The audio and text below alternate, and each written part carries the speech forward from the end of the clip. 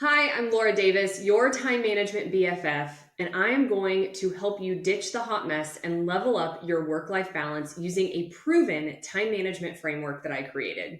If you have ever felt overwhelmed by commitments or random asks from your boss or the PTA, or maybe even from yourself, and you wished that you could say no without feeling guilty, this episode is for you. Today, I'm sharing the secret to saying no confidently and guilt free using a game changing tool that I'll introduce in my upcoming free workshop called the Bandwidth Reset. And this tool is designed to help you understand your capacity at a quick glance so that you can set realistic boundaries that you feel really good about. And if you want to skip to the good part, you can go ahead and register for this workshop that'll be on January 6th at thelauraddavis.com/bandwidth. All right, let's jump into this episode. So, this episode is all about the secret to saying no guilt free. And this is something that I think everyone struggles with at some point or another, right? Every woman, every mom, especially working moms out there, we feel really guilty saying no. And I wanted to start with sharing a perfect personal story, an example of where I have felt really guilty before with saying no and how it ended up working out, but it still kind of backfired in my face.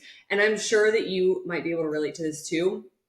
So I used to say before this year, before 2024, I used to say yes to everything. I would say yes to any and all work projects. If they were stretch projects, if they were normal work projects, if they were within my scope of responsibility or even outside of my scope of responsibility, I would say yes to everything. I also said yes if anyone asked me to serve on a board or to have any kind of volunteering capacity anywhere, I would say yes. Any extra commitments or even as small as like social gatherings, I said yes to everything. I did not really know how to say no until I realized that I was sacrificing my energy, my time with my family, and honestly, even my sanity, quite frankly, at times. It got to a point where I was so over capacity because I was saying yes to everyone else and I wasn't listening to my own bandwidth, my own internal compass of what I had the capacity to handle. And I'm sure that might sound familiar to you.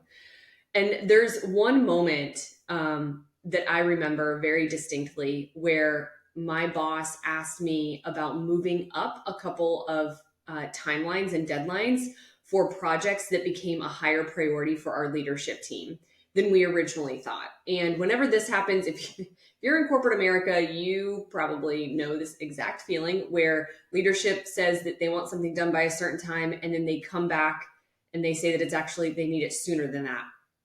And I remember sitting there on Zoom because it was a Zoom call. And I remember my heart rate started to increase. My hands got that like warm, clammy feeling, not like sweating necessarily, but just like I knew that I was starting to panic, if that makes sense. And on the inside, my intuition was screaming at me. And it was like, this is too much. Something is going to fall through the cracks. And that to me is one of the worst feelings, is like knowing that something is going to fall through the cracks, but also knowing that there is very little that you can do about that. And you just see this potential unfolding. And I remember I smiled on that Zoom call and I was like, sure, no problem at all. We can definitely make those adjustments. Right? Because who's going to sit there and panic and tell your boss no, that you can't do that? We hung up the phone and I literally burst into tears because I knew that the asks of moving up those project timelines were putting me over capacity in my current workload. Now, a few weeks later, I listed out all of my projects in a Word document and the hours that I believed those projects would need for each project. And they were very well educated guesses. They were not exaggerated guesses. They were very realistic estimates for the time needed for each of those projects. Now, thankfully, my boss is phenomenal and absolutely amazing. And we adjusted my workload to accommodate those shifted timelines. Now, I will say that this exercise made me realize that I needed a visual way to show my capacity, not just for myself, but for those around me. And so this was a piece of the story of how I got to the bandwidth reset workshop. This is a piece of the story of how I created the tool that you're ultimately going to get your hands on in the bandwidth reset. Because having that visual representation, even though it was a very simplistic Word document, it was not fancy, it was not color coded, it was not pretty, but having that Word document really allowed me to show my boss, like, hey, this is my current workload. And even she was like, oh, when you show it to me like this, it's much easier to see a realistic view of everything that you have going on holistically against like all of the deadlines that we have coming up. And so, that made me really stop and think, like, what if I had had this tool in the very beginning of that conversation when we were discussing the move timelines? What if I had had something that I could pull out at the ready that showed my capacity and where I was in my bandwidth? And that made me think of why does saying no feel so hard for us as working moms? And I think that there are a few reasons. Number one, I think we have a big fear of disappointing others. I know that, this is something that I struggle with too, where we don't want to disappoint people. We don't want to tell them no and then them think that they can't depend on us. Or at least that's the perception that we have, right? Of the people who are saying no. We don't want to say no and then put somebody else in a hard position. We don't want to say no and make it look like we are not capable or competent enough to say yes. That's always kind of a big one for me. And then number two, feeling guilty about not doing enough. Now, this is a huge one for me. I really, really struggle with this, especially as an Enneagram 3. If I am not the highest producer on a team, I question my abilities and my competence. If I don't have the longest list of deadlines or the longest list of things that I'm working on in a quarter or in a certain time period on my team, I question if I'm doing enough on that team. And I think that also plays a factor into why we struggle to say no, because mentally, like logically, we know that producing quality work is far more important than producing a certain quantity of work, right? Whether it's in corporate America or in our business. But the competitive side, the primal side of our brains says, no. If you're producing a lower number of things, then you are not doing enough. And I think that comes from a lot of pressure within society and a lot of masculine pressure within the workforce. Again, whether you work in corporate America or you own your own business, the pressure is similar, where you need to produce a high volume of things. But really, the volume, the number of things don't matter, because I would rather produce 3 things that are kick-ass, amazing, high impact, high revenue generating things than produce 18 things that move the needle 0 degrees, right? And I think we can all agree to that. But that's a lot easier said than done when it comes to us feeling like we're doing enough. And then the third reason, and I kind of alluded to this in the second one, is the expectation from society that mom should be doing it all. And I will say that there is that popular phrase of women have this pressure that we should work like we don't have kids and we should be moms like we don't have jobs. And I feel like that sentence sums it up perfectly, where we are expected to give 187% at our job and then also 287% at home. And really, we only have 100% to give.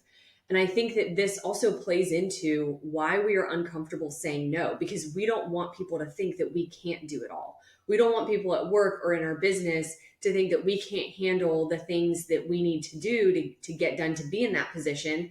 And then at home, we also don't want to outsource things. We don't want people to help us. We think that it should all fall on us because of that pressure from society that women should work like they don't have kids and they should be moms like they don't have jobs.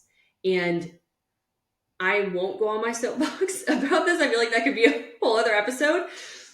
But that is such bullshit. It's just such bullshit. If you are a working mom and you have a family at home, there is no way for you to give 100% to both. And quite frankly, this is a lot of what Time Management Academy is based on, really. My signature framework and my signature program is understanding that work-life balance doesn't mean giving equal percentages to all aspects of your life.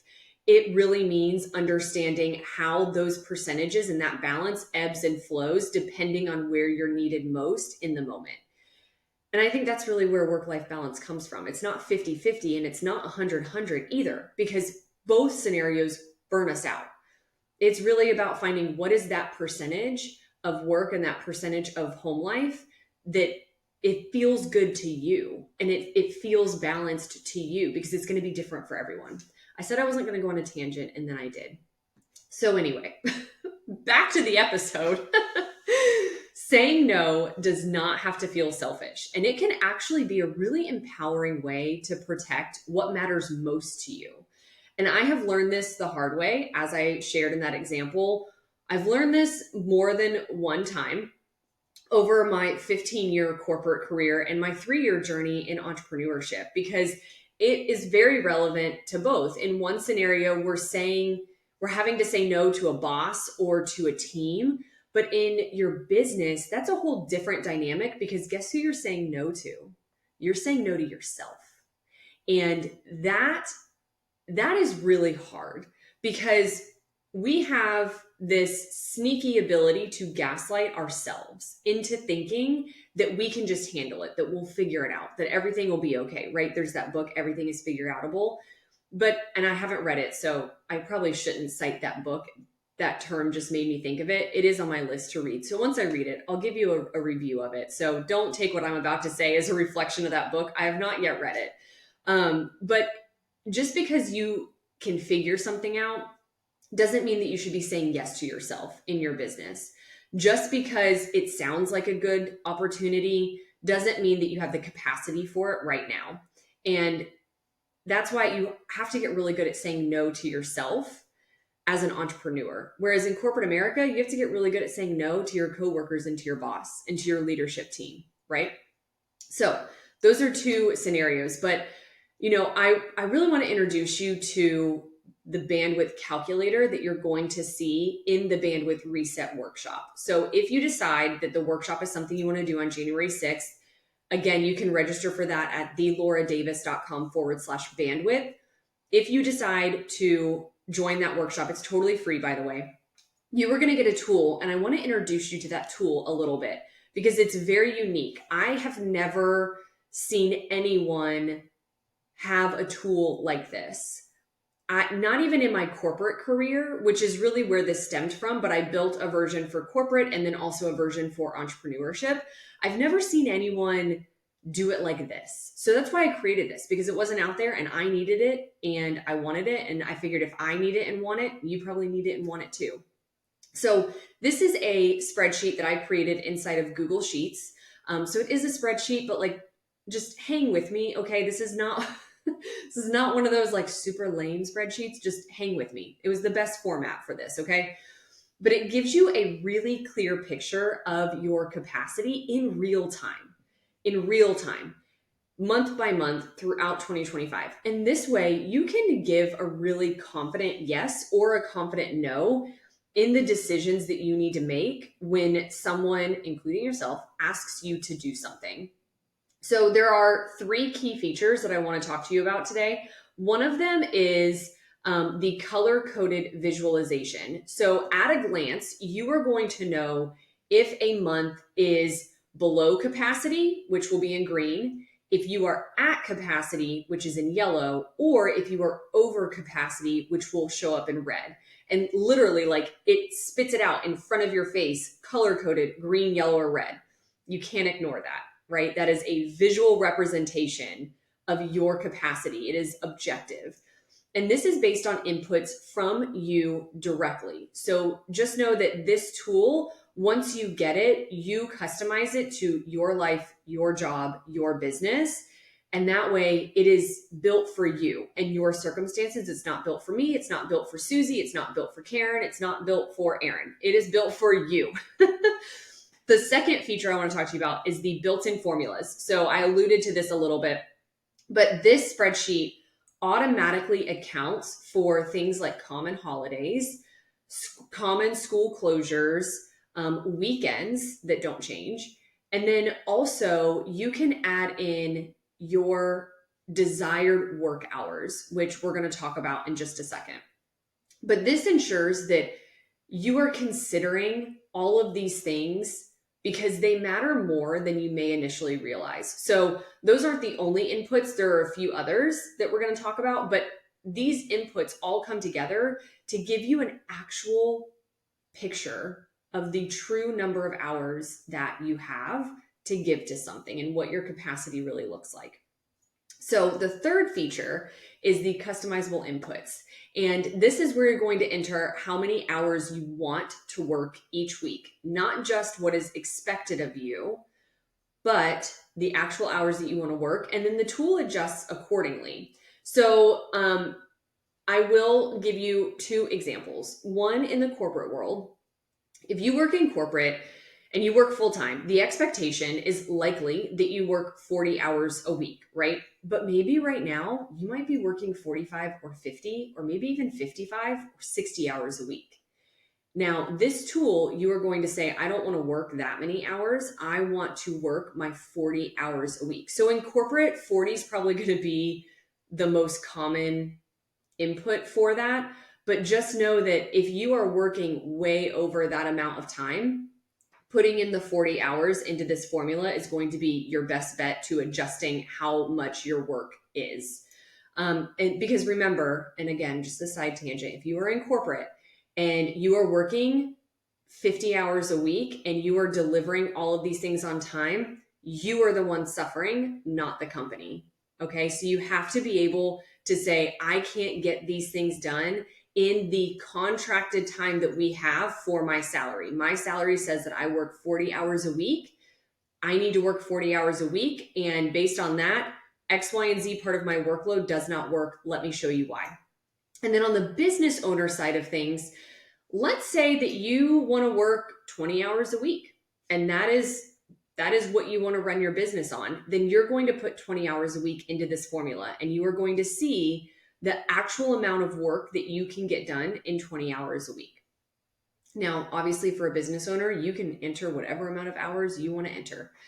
So this tool is not just a to-do list. It is truly a strategic view of the big components of your life. And by big, I mean, we're not talking about like working out every day. We're not talking about going for walks. We're not talking about meal prepping. We are talking about big obligations and commitments that you are making in your job, in your business, and in your personal life. And this is going to help you avoid burnout and prioritize really truly what matters to you and put your personal life first. So I want to give you a little bit of context for how this tool can help you once you're done with the workshop, if you decide to attend. So let's say that you see that you are over capacity in red for, let's just say like the month of February, that you see that you are over capacity and February is showing up as a red month. This is no longer about you failing or you not being capable or you not being competent. This is about a clear data-backed fact that your time is maxed out for the month of February.